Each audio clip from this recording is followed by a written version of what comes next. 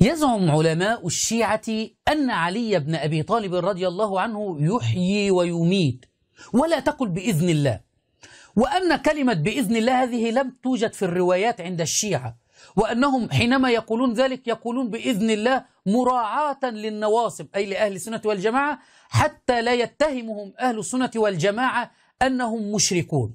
فلك يا شيعي أن تقول المحيي المميت علي بن أبي طالب ولا تقول بإذن الله. هل رأيتم كفر أكثر مما سترونه الآن؟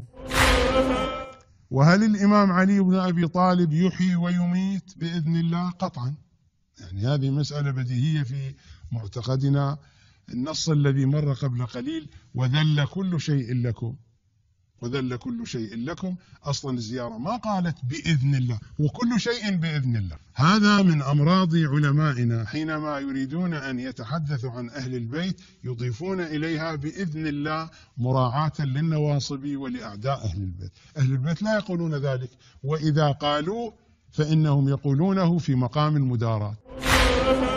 الحمد لله الذي فضح هذه العمائم المزيفة.